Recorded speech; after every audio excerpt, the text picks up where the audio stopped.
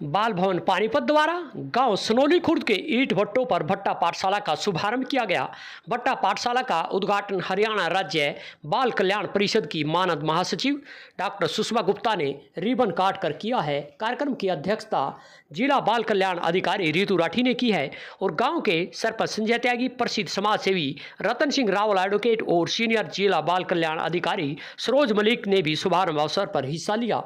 वहीं पाठशाला के शुभारंभ पर मानद महासचिव डॉक्टर सुषमा गुप्ता ने कहा, शिक्षा हर बच्चे का अधिकार है और किसी भी वर्ग का बच्चा शिक्षा से वंचित नहीं रहना चाहिए। यही हरियाणा बाल कल्याण परिषद का मुख्य उद्देश्य है। डॉक्टर सुषमा गुप्ता ने कहा, ईंट भट्टों पर गरीब तबके के परिवार रहते हैं जो पैसों के अभाव में अपने बच्चों को नहीं पढ़ा सकते, लेकिन अब उनके बच्चों को निःशुल्क पढ़ाया जाएगा और पढ़ाई के साथ साथ बच्चों को निःशुल्क पुस्तकें व अन्य सामग्री भी दी जाएगी। वहीं जिला बाल कल्याण अधिकारी रितु राठी ने कहा, इसलिए मैं जो भी बच्चा आर्थिक तंगी के कारण पढ़ाई लिखाई से वंचित है, ऐसे बच्चों को पढ़ाई लिखाई का अधिकार बाल भवन की तरफ से भट्टा पाठशालाओं पर निःशुल्क दिया जाएगा। उन्होंने खुशी जाहिर करते हुए कहा कि उन्हें खुशी महसूस हो रही है कि अब यह बच्चे पढ़ लिख कर अपने अधिकारों की पहचान कर पाएंगे।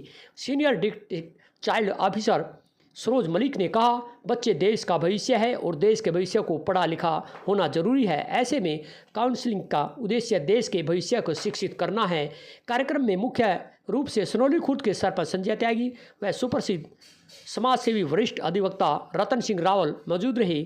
सनोली खुर्द सरपंच संजय त्यागी ने कहा, उनके गांव में 3 भट्टों पर लगभग 150 से 200 बच्चे पढ़ते हैं और उन्हें खुशी महसूस हो रही है कि आज इन बच्चों को पाठशाला मिली है और पढ़ लिख कर समाज की मुख्य धारा के साथ जुड़ सकेंगे। सुप्रसिद्ध समाज सेवी रतन सिंह रावल एडवोकेट ने कहा, पानीपत बाल भवन में बेहतरीन पहल की है, इस पर उनकी संस्था हमेशा बच्चों के लिए सहयोग करती रहेगी। कार्यक्रम के बाद बच्चों को पाठ्य सामग्री के साथ साथ खाने पीने की चीज़ भी वितरित की गई। क्या कहना है जिला बाल कल्याण अधिकारी के साथ साथ यहाँ पर आए मुख्य अतिथि तौर पर जो पहुंची है डॉक्टर सुषमा गुप्ता ने क्या कहा, आपको सुनवाते हैं। यमुना भाट न्यूज़ के लिए सनोली से उमेश त्यागी की रिपोर्ट।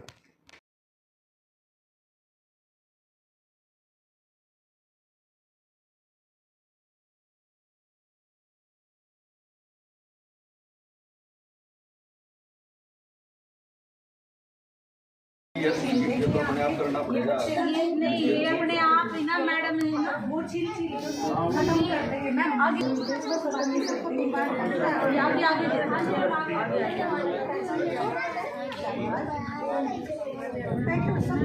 सभी को मिलेगा बेटा, ये सबको देंगे, ये सभी को देंगे। जहाँ भी होना वहीं बैठे रहो, खड़ा नहीं होगा कोई अपनी जगह से।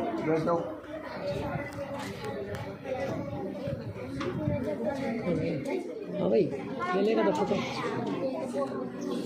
चाप दे दो ना मैडम, ये दे देंगे।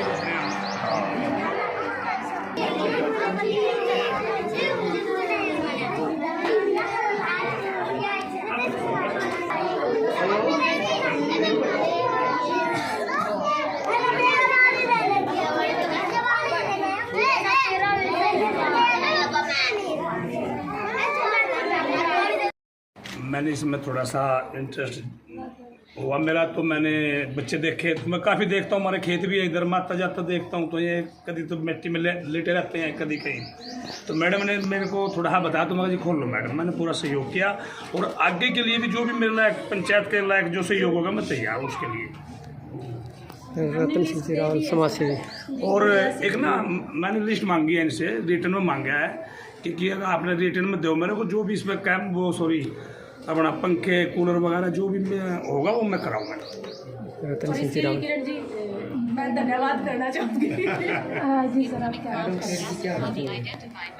जी सर, जैसे आज मैडम गुप्ता जी आए और इन्होंने उद्घाटन किया, ये छोटी शुरुआत नहीं है, ये बहुत एक अच्छा कदम है।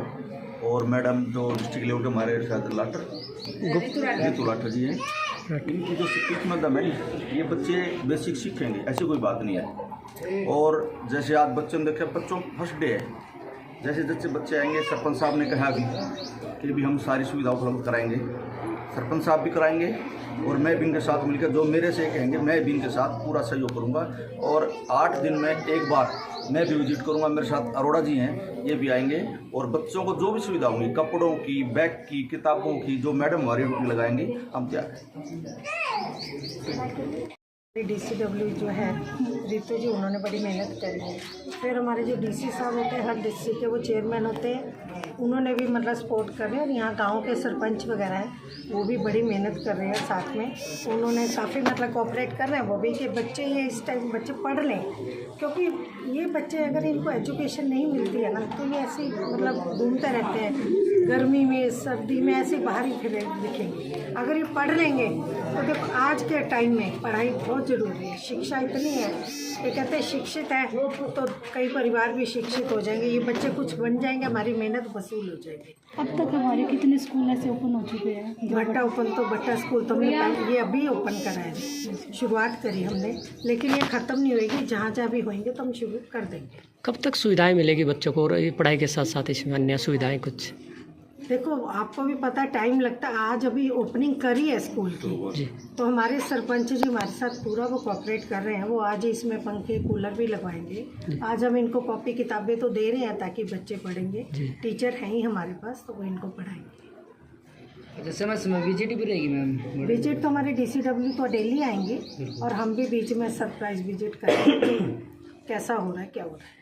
जैसे भट्टे पर एक स्कूल की शुरुआत हुई है, तो कितने दिन तक, 1 साल 2 साल, कब तक पढ़ाई जारी रहेगी इनकी? देखो हमारी कोशिश तो रहेगी परमानेंट रहे, जब तक बच्चे पढ़ रहे हैं तब तक हम पढ़ाएंगे। अगर बच्चे ही नहीं आएंगे तो फिर बताइए आप क्या करेंगे हम लोग। मैम एज फैक्टर क्या रहेगा, कितनी एज तक के? तो ये बच्चे ये जो हैं सारे बड़े बड़े तो है नहीं, छोटे छोटे बच्चे होते हैं। अलग अलग एज के भी?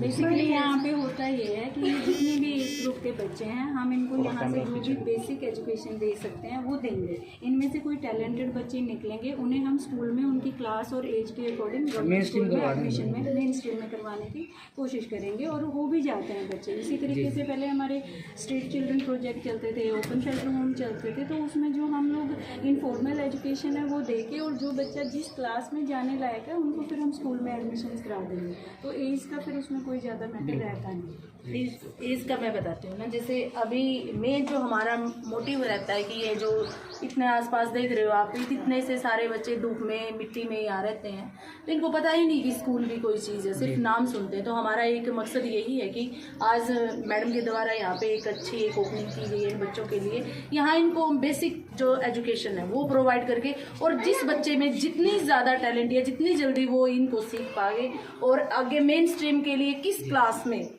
आगे बच्चा स्टैंड करता है उनकी एज अकॉर्डिंग, फिर हम उनको मेन स्ट्रीम करा देंगे। मेन जो पर्पस होता है यही होता है कि बच्चा कुछ तो सीखे।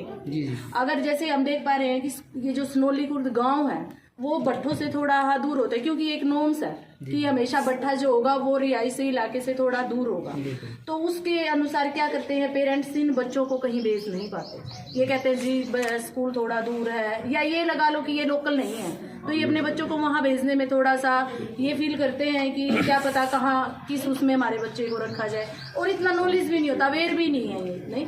तो यहाँ पे हम बच्चों के साथ साथ पेरेंट्स की भी काउंसलिंग करेंगे, उनको अवेयर करेंगे, मोटिवेट करेंगे, ताकि वो बच्चों को स्कूल भी भेजें। यहाँ तो देखो हम बेसिक सिखा सकते हैं, लेकिन मेन जो बच्चा सीख पाएगा वो स्कूल में है, वो हम इनके लिए यहाँ पे एक काउंसलिंग सेशन जो है हम अपने बच्चों के साथ साथ पेरेंट्स का भी। मैम पेरेंट्स का कितना कोऑपरेशन है आपके? ज़्यादा बच्चे नहीं आते। मैडम गर्मी का समय चल रहा है कि बच्चों के लिए जल की सुविधा या फिर कुछ भूख लगती है तो कुछ खाना वगैरह कुछ ऐसा कोई सुविधा होगी? मैं बताती हूँ आपको। वैसे तो जब हमने सेंटर शुरू किया है तो सारी चीज़ें सोच के दिमाग में रख के ही की होगी। तो फैसिलिटीज़ की जहाँ बात है, पानी की कोई यहाँ कमी नहीं है। और दूसरी बात रही खाने पीने की, हम भी हैं, आप लोगों से भी मैं रिक्वेस्ट कर रही हूँ, आओ और इन बच्चों को ज़रूरत है कुछ ना कुछ दे के जाओ कुछ, ये ताकि इनका थोड़ा सा सही होगा। आप लोग भी करोगे और सरपंच जी भी करेंगे, हम भी करेंगे, तो ये थोड़ा जल्दी करेंगे। तो रिक्वेस्ट मैं आप लोगों से भी कर रही हूँ, आप लोगों के माध्यम से कि इनके लिए आप लोग भी आगे आएँ। और जैसे आज यहाँ पे एक भट्टे पे ओपनिंग हुई है, हर भट्टे पे ऐसी हम एक मुहिम चलाएं और इनके लिए कुछ ना कुछ करें। किरण सरपंच साहब की